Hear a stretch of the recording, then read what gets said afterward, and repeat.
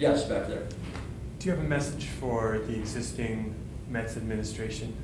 Yes, well, certainly my message is not to fear anything that I am proposing. For what I am proposing is a direct voice for the fans to become involved. The fans really want, as far as I can tell, nothing more than the success of the Major League team, and I certainly feel that way.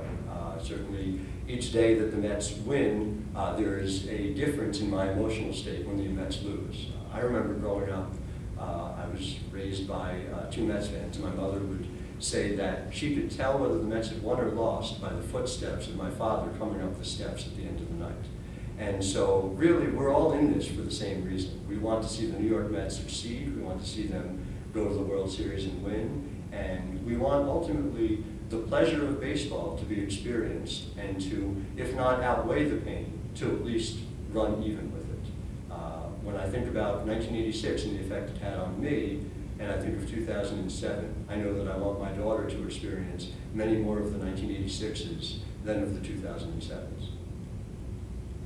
Yes? You mentioned passion, logic, transparency. There may be some brief examples of the current team that you can provide fans to give an idea of what a Howard Megdal would do if you were GM today. Sure. Well, you know, and again, my vision is on looking forward. But a good example of a way in which I would look forward in particular is, for instance, in the draft. I think that there are ways to go about drafting consistently over slot later on in the draft, by which I mean drafting players in, say, the 8th round and trying to give them 6th round, 3rd round, or even 1st round money in an effort to build more depth in the farm system. As my wife is very fond of saying, there is no such thing as a pitching prospect, and of course by which she means that pitching prospects are inherently difficult to track as they come through the system.